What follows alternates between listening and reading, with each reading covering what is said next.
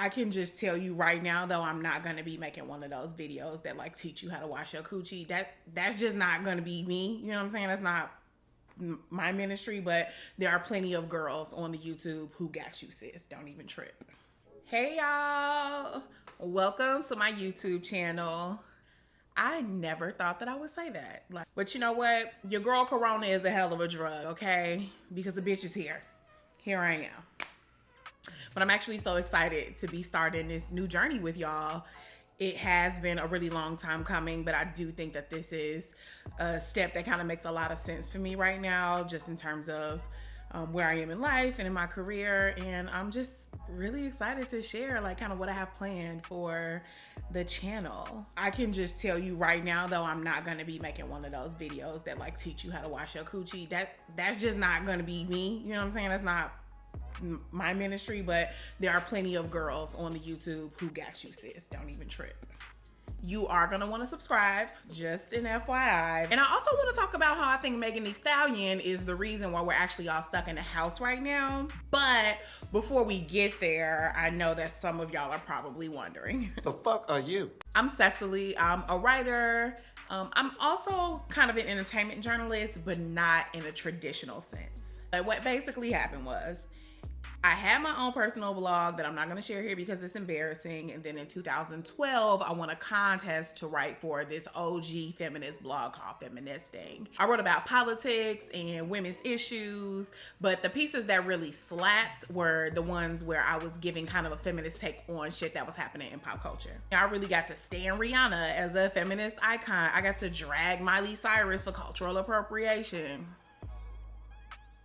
I also came up with trap feminism. In 2016, when I got my first staff writing position as a pop culture writer, shit just kind of took off. I was an entertainment writer for Refinery 29, where I got to interview everybody from Idris Elba. I respect his marriage, but we go together.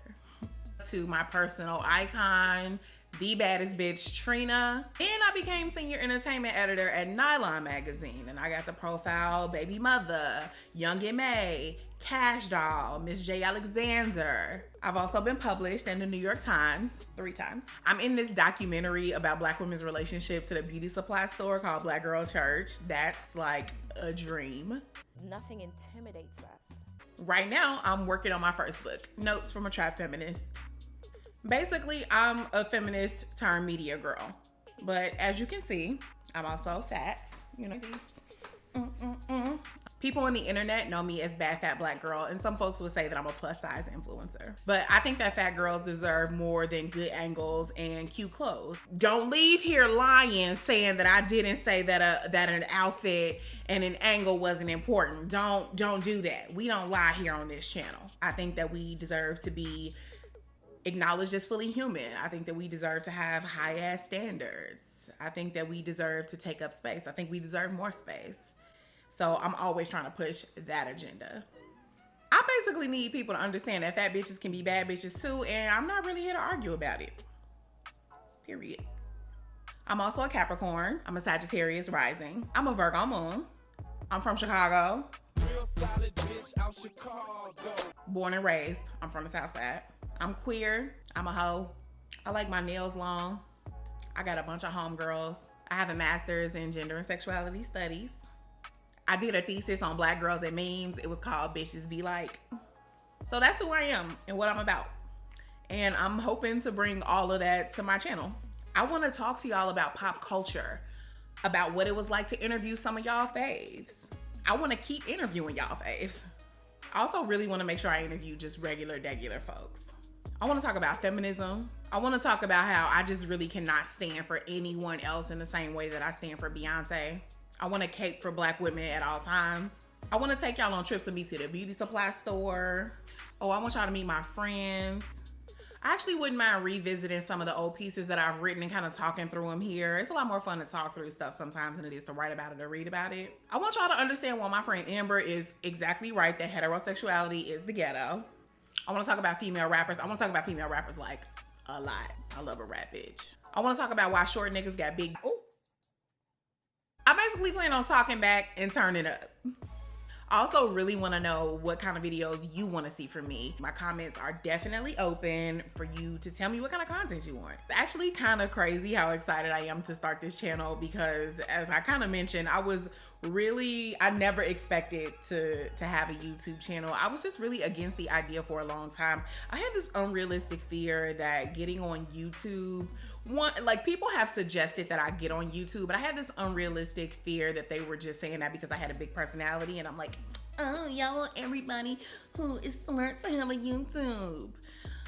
And now I'm like, oh, maybe they was right. But I think I was also really nervous. I think I felt that it would somehow like make me a less serious writer or a less serious academic. I don't know why I was so kind of against the idea. But I also knew that it took a lot of work to have a YouTube channel, to maintain it. And I didn't want to start one up or invest the resources and the time and just kind of let it fall by the wayside. But I really do think that where I am in my life right now, coronavirus aside, but also Corona is a hell of a drug. It really just makes sense. So I do want to say to everyone who told me years ago to start a YouTube channel, I'm sorry, y'all. I should have listened the first time. I could have already been making money. Speaking of the global pandemic, I think that this shit is Megan Thee Stallion's fault. And I'm gonna tell y'all why, because I know some of y'all not woke like I'm woke, okay? Some of y'all's third eye ain't open, and that's why y'all out here lost in the sauce. But real quick, first, I practice this. Make sure you subscribe. Please subscribe to my channel. Like, click, subscribe. Subscribe to my channel or whatever. Make sure you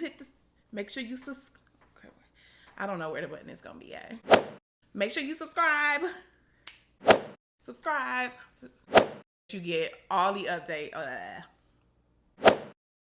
Make sure you guys subscribe so we can keep this hot shit going. Period. Now, my good sis Meg really ramped up last year, okay? We all knew what type of year, specifically what type of summer we were supposed to have last year. Am I right? Exactly, okay? It was hot girl summer. So y'all should really know that this is a Megan Thee Stallion stan account. I've gotten a chance to interview her multiple times. I've been to 2 hottie parties. I've driven the boat. I've been spreading the word of Thee Stallion. I just really feel like she's my little sister who actually learned from all my mistakes and just glowed up to be the bad bitch that I was supposed to be. And then God was like, and I'm gonna give her knee strength. And I'm just so proud. Anyway, sis came with the recipe for this hot shit in 2019. She told us flat out, we're gonna have a hot girl summer. And what did we do, y'all? We was driving the boat. We was throwing ass. We was robbing niggas. We had 4, 5 side niggas at a time. Lori Harvey really hit peak status during all this. Kalani bag YG. After we thought she wasn't even fucking with niggas. I mean, we really went for it. We really went hard last year, okay? We had the hot girl summer. Now, fast forward to 2020, okay? Do you see a summer coming? No, didn't think so. When you playing your video game and you play that shit for too long, what happened to it? When it get too hot, it overheat, it start messing up. You gotta shut the whole shit down. You gotta turn the whole game off, cut it off. You might not have saved your progress. Now you out here lost in sauce. That's what happened to us. This is Megan Thee Stallion's fault. We went too hard last summer for hot girl summer and they done fucked around and canceled summer this year. This is on your hands, sis. That's all I'm gonna say. Thank you for coming to my TED Talk. Thank y'all so much for watching. Make sure you like this video and subscribe. I cannot believe I just did my first YouTube video. Except it's not really my first YouTube video. You can actually watch my reel or watch the interview that I did with Laquana Green, also known as Miss Swisher Sweets on Instagram. That was a really dope conversation. I think both of those videos will give you a little bit more in terms of who I am, what I do, the types of conversations that I like to facilitate. Peace out.